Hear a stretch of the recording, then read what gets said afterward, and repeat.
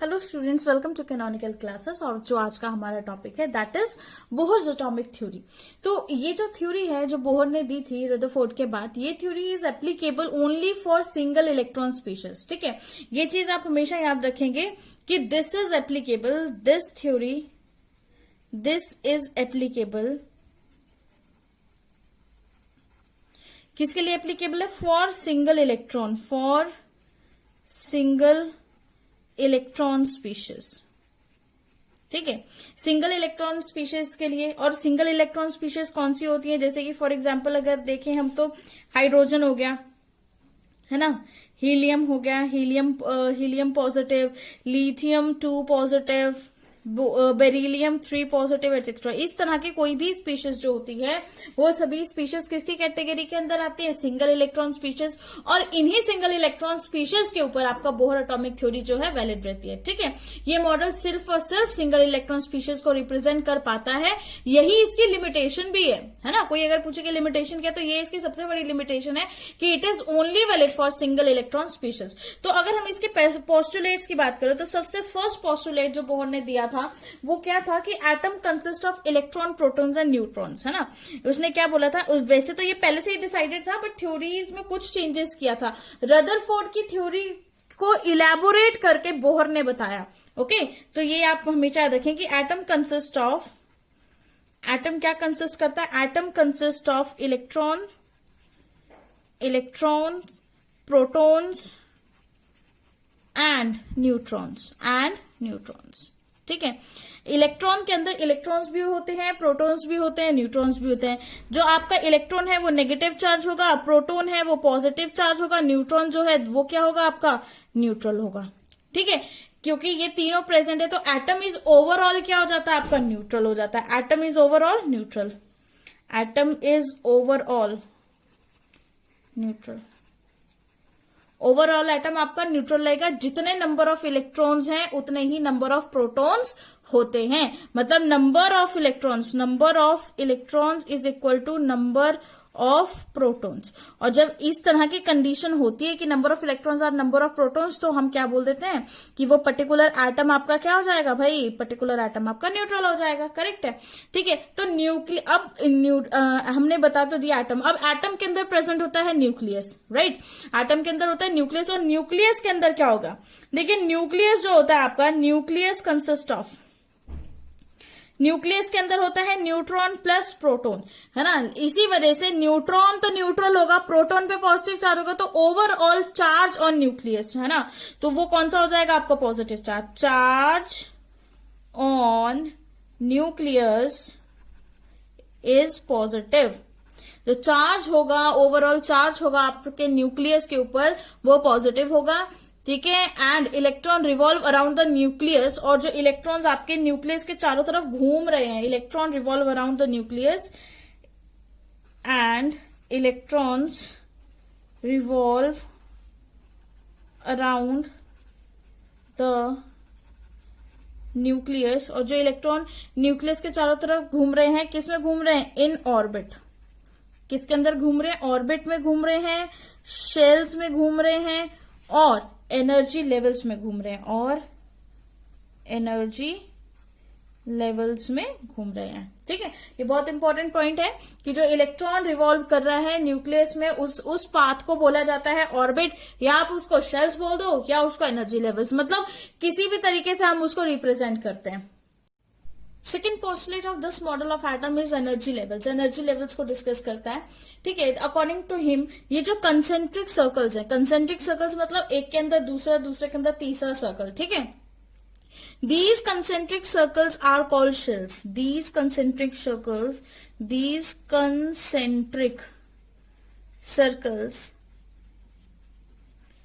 are called shells. ये जो concentric circles हैं इनको क्या बोला जाता है? शेल्स बोला जाता है।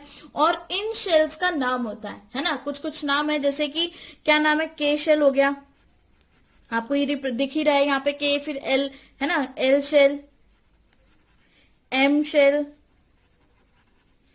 N shell. ओके, ये इन नेमिंग होगी km। अब हम इनको नंबर भी दे सकते हैं। नंबर कैसे देख सकते हैं, जैसे n is equal to 1, n is equal to 2, n is equal to 3 और n इज इक्वल टू 4। अब यहाँ पर जो ये है n है और ये जो n है इसकी वैल्यू क्या होती है, मतलब क्या है ये n is equal to principal quantum number. n को क्या बोला जाता है, principal quantum number, principal quantum number. Okay ये जो प्रिंसिपल क्वांटम नंबर है ये बताता है कि वो पर्टिकुलर इलेक्ट्रॉन कौन सी शेल के अंदर प्रेजेंट है। ये भी हम आगे चैप्टर में बहुत डिटेल में पढ़ेंगे। फिलहाल के लिए बस आप इतना याद रखें कि ये जो के शेल है इसके लिए अगर n1 है मतलब 1 है, n जो है जो ये n है ये क्या रिप्रेजेंट कर रहा है आपका, ये सिंपली रिप्रेजेंट कर रहा है प्रिंसिपल क्वांटम नंबर। इन एनर्जी लेवल के अंदर इलेक्ट्रॉन्स घूमते हैं, मतलब ये जो एनर्जी लेवल्स आपको देखने को मिल रहे हैं ना इसी के अंदर इलेक्ट्रॉन्स घूमेंगे आपके। जैसे ही एनर्जी लेवल बढ़ जाएगा, मतलब जैसे कि सपोज एनर्जी लेवल 1 है ना, उसके बाद एनर्जी लेवल 2, तो 1 की एनर्जी 2 से कम होगी, 2 की एनर्जी 3 से कम होगी और 3 की एनर्जी 4 से कम होगी। तो इन सभी में से सबसे कम एनर्जी किसकी है, जो बिल्कुल न्यूक्लियस के पास है, दैट इज 1। ठीक है, तो कहने का मतलब ये है कि on increasing energy levels energy भी इंक्रीज हो जाएगी। इसको लिखते हैं on increasing energy levels, on increasing energy levels energy also increases. Energy level increase करने पर एनर्जी भी क्या हो जाती है आपकी, इंक्रीज हो जाती है, बढ़ जाती है। तो इसका मतलब जो electron n is equal to 1 में है उसकी एनर्जी कम होगी और जो electron n is equal to 4 में है उसकी एनर्जी सबसे ज्यादा होगी। ठीक है, नेक्स्ट थर्ड पोस्टुलेट जो था इसका मॉडल ऑफ एटम का, that was about centripetal force, was about centripetal force. What is that centripetal force, क्या होता है ये आपका सेंट्रीपिटल फोर्स। देखिए सपोज ये आपका एक न्यूक्लियस है, ठीक है, ये न्यूक्लियस है और इसके चारों तरफ जो इलेक्ट्रॉन रिवॉल्व कर रहा है वो यहाँ पे इलेक्ट्रॉन रिवॉल्व कर रहा है आपका। दिस इज योर इलेक्ट्रॉन जो रिवॉल्व कर रहा है, ये है आपका इलेक्ट्रॉन। ठीक है, अब ये जो इलेक्ट्रॉन घूम रहा है इस इलेक्ट्रॉन की कुछ ना कुछ वेलोसिटी तो होगी, मतलब ये न्यूक्लियस से r डिस्टेंस पे प्रेजेंट है और जो ये घूम रहा है ये कुछ ना कुछ वेलोसिटी के साथ तो घूम रहा है और ये इलेक्ट्रॉन की वेलोसिटी है, मोर मतलब मूव करने के लिए जो वेलोसिटी चाहिए वो वेलोसिटी है। ठीक है, और यहाँ जिसपे घूमना है इसको हम क्या बोल देते हैं, ऑर्बिट। और जब ये इलेक्ट्रॉन मूव करेगा तो यहाँ पर इसको सेंट्रीपिटल फोर्स लगेगी क्योंकि वो घूम रहा है। ठीक है, जब भी कोई सब्सटेंस घूमता है तो उसको घुमाने के लिए सेंट्रीपिटल फोर्स चाहिए होती है, तो वो सेंट्रीपिटल फोर्स लगेगी वहां पे और वो सेंट्रीपिटल फोर्स उसको कौन प्रोवाइड कर रहा है। अब देखिए होगा क्या कि जो न्यूक्लियस है और इलेक्ट्रॉन के बीच में जो फोर्स ऑफ अट्रैक्शन है, मतलब न्यूक्लियस पॉजिटिव चार्ज है, इलेक्ट्रॉन नेगेटिव चार्ज है, इन दोनों के बीच में जो फोर्स ऑफ अट्रैक्शन है दैट इज वो क्या होगी, किसके बराबर होगी, F इज इक्वल टू है ना K Q1 into Q2 upon R का स्क्वायर। ये आपने फिजिक्स में बहुत अच्छे से पढ़ा होगा, force of attraction is equal to K into Q1 into Q2 upon R का स्क्वायर, जहां पे R is distance between them, ये जो डिस्टेंस है दिस इज R। ठीक है, तो इलेक्ट्रॉन पर जो चार्ज है उसको हम लिख लेते हैं E, charge on electron is E, and nucleus पर जो चार्ज है वो कितना होगा, Z into E। Okay, charge on electron यहां पे लिखते हैं charge on electron is equal to E, charge electron पे E है एंड न्यूक्लियस पर जो चार्ज है, चार्ज ऑन न्यूक्लियस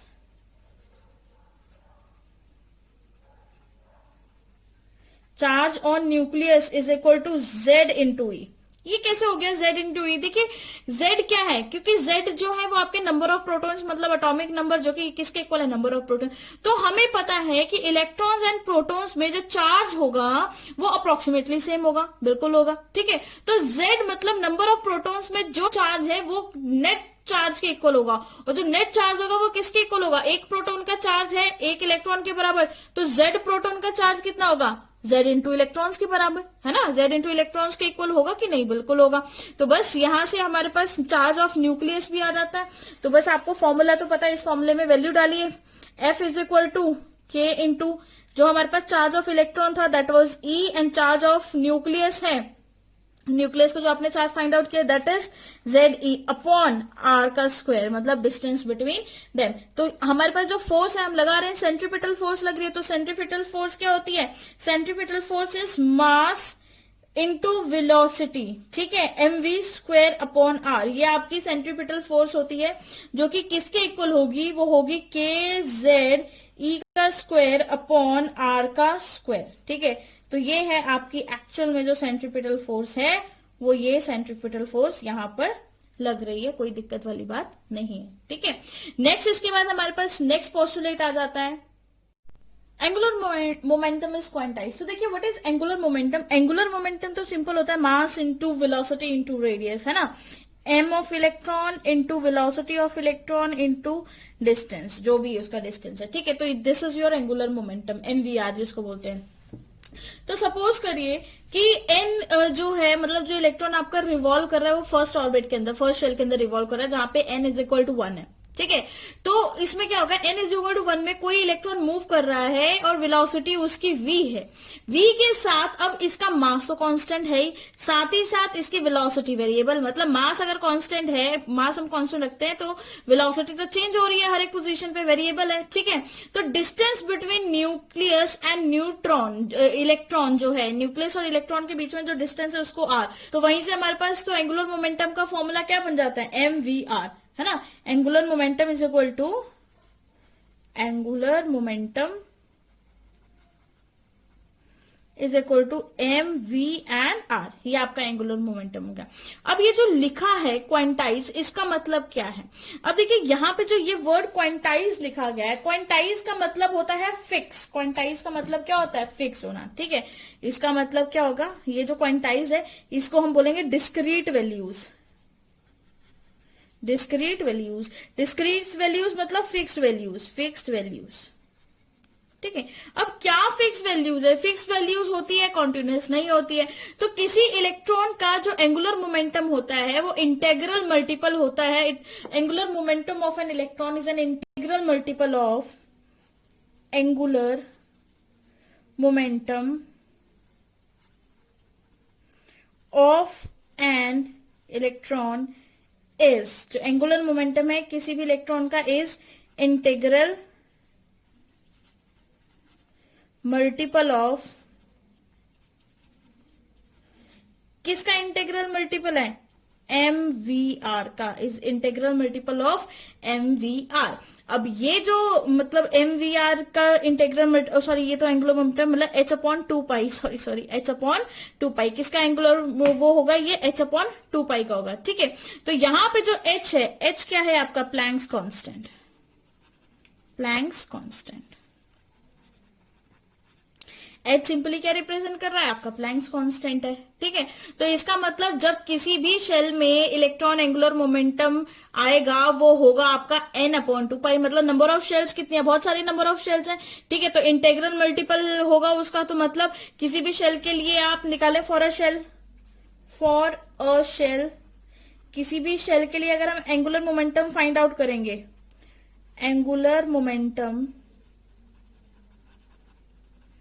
वो किसके इक्वल होगा आपका, NH अपॉन 2 के इक्वल होगा, जहां पे n की वैल्यू क्या है, n is equal to 1 2 3 4 5 dot dot dot etcetera, ठीक है। मतलब कुछ भी हो सकता है ना, इस तरह का होगा, ओके। तो इस पोस्टुलेट का जो कंक्लूजन है वो क्या है, अब देखिए जो न्यूक्लियस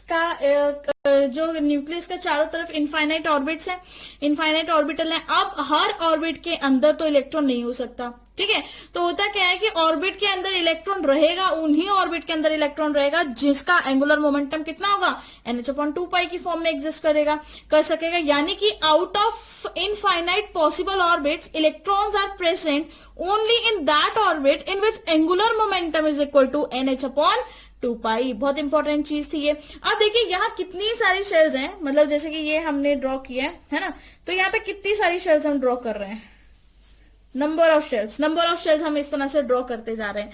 तो क्या है ये, अब इन शेल्स में इलेक्ट्रॉन रह सकते हैं, बट सारी हाइपोथेटिकल शेल्स के अंदर इलेक्ट्रॉन नहीं होते हैं, ठीक है। उस लेवल में, उस एनर्जी लेवल में जो एंगुलर मोमेंटम जिसका मैच करेगा NH/2 से, वहीं पे इलेक्ट्रॉन रहेंगे। नहीं करने की वजह से इलेक्ट्रॉन लाई नहीं करेंगे, मतलब अगर उसका एंगुलर मोमेंटम मैच नहीं हो रहा है तो वहां पर इलेक्ट्रॉन लाई नहीं कर सकता, नहीं मिलेगा आपको, वहां पे इलेक्ट्रॉन मिल ही नहीं सकता किसी भी कंडीशन कंडीशन में नहीं मिल सकता। ठीक है, तो ऐसा नहीं है कि इलेक्ट्रॉन कभी लाई करते हैं वो सिर्फ फिक्स एनर्जी लेवल्स में ही लाई करते हैं, मतलब हमेशा जो इलेक्ट्रॉन्स होते हैं उनकी एनर्जी जो है वो फिक्स एनर्जी लेवल्स में। अब जैसे कि यहाँ पर मैं बोलूं कि एन है वो 1.5 है, तो ऐसा कभी नहीं हो सकता।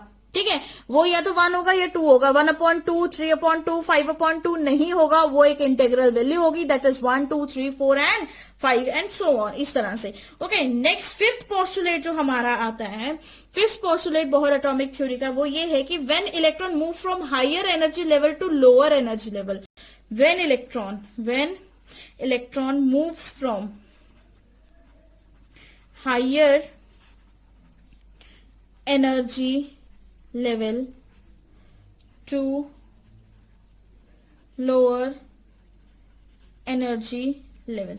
ठीक है, जब इलेक्ट्रॉन आपकी हायर एनर्जी लेवल से लोअर एनर्जी लेवल की तरफ मूव करेगा, यहां पर आपकी higher energy level is this and lower energy level मान लो ये है। ठीक है, जब इलेक्ट्रॉन यहां से यहां पर जंप कर रहा है, ओके, मतलब ये N1 है, ये 2 है, ये 3 है, ये 4 से कहां आ रहा है, 2 में आ रहा है। तो अगर इलेक्ट्रॉन इस तरह से आ रहा है, अगर इलेक्ट्रॉन 4 शेल से सेकंड शेल में जा रहा है, तो एनर्जी लूज करेगा या गेन करेगा, बिल्कुल करेगा कि नहीं। अभी देखिए, हमने फर्स्ट सेकंड पोस्टुलेट में हमने ये पढ़ा था, जैसे ही शेल्स बढ़ती जाएंगी एनर्जी बढ़ती जाएगी, तो इसका मतलब 4 की एनर्जी तो सेकंड से ज्यादा है, तो अगर इलेक्ट्रॉन को 4 से सेकंड में आना पड़ेगा तो उसको सेकंड वाली एनर्जी चाहिए, ना कि 4 वाली। तो वो क्या करेगा, 4 अपनी एनर्जी को कम करेगा, है ना, मतलब एनर्जी को निकाल देगा, एमिट कर देगा, और कितनी एनर्जी में आ जाएगा, 2 की एनर्जी में आएगा। अब ऑब्वियसली लूज करेगा क्योंकि एनर्जी कम वाली शेल में जा रहा है, तो इट मीन्स जो एनर्जी एमिट होगी, है ना, emitted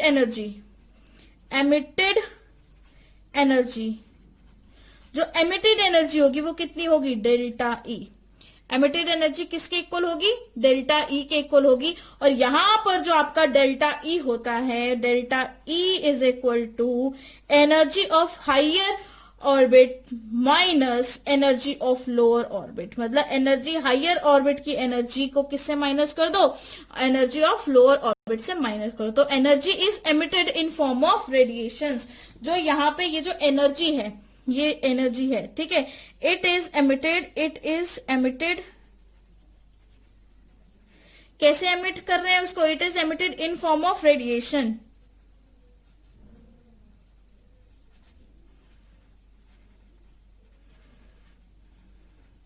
energy is emitted in form of radiation. और जो सिंपल आपके पास एनर्जी होती है, तो डेल्टा एनर्जी किसके इक्वल होती है, ई एन एच न्यू के इक्वल होगी। ठीक है, तो E delta is equal to H nu. तो यहां से हम ये भी फाइंड आउट कर सकते हैं कि delta E is equal to H C upon lambda. होगी कि नहीं, बिल्कुल हो सकती है, बस न्यू की वैल्यू पुट कर दो ना, nu is equal to C upon lambda. हमने ये वैल्यू पुट कर दी इसके अंदर, तो आपके पास ये आ गया। ठीक है, तो इस तरह से मतलब ये जो एनर्जी है, डेल्टा इज एमिटेड एनर्जी। अब सपोज अगर किसी इलेक्ट्रॉन को यहां से सेकंड थर्ड से फोर्थ में जाना होता, अब कहां से जा रहा है, थर्ड से फोर्थ में जा रहा है, तब भी उसको एनर्जी लगेगी। अभी तो यहां से एनर्जी क्या हुई है, एमिट हुई है ना, यहां से एनर्जी निकली है, अब हमें यहां से एनर्जी इसको देनी पड़ेगी। अब जब ये एनर्जी गेन करेगा तो वो एनर्जी भी कितनी होगी, वो भी डेल्टा ई होगी, जिसमें higher energy minus lower energy, जो कि आपके पास टोटल नेट शेल एनर्जी आएगी, that is change in energy, जो कि एमिटेड एनर्जी हो सकती है या फिर एब्जॉर्ब। इस केस में एब्जॉर्ब हो रही है ना, तो यहाँ पर ऊपर वाले केस में था एमिट हो रही थी, मतलब हायर से लोअर में जा रही थी तो एमिट हो रही थी, और लोअर से हायर में जा रही है तो वहां पर एब्जॉर्ब करनी पड़ेगी। तो delta E can be your emitted energy as well as your absorbed energy. ठीक है, तो ये थे कुछ पोस्टुलेट्स आपकी बोहर मॉडल ऑफ एटम के। अब इसके कुछ रेडियस फाइंड आउट करना वगैरह कुछ और कंसेप्चुअल चीजें जो हम नेक्स्ट वीडियोस में डिस्कस करेंगे।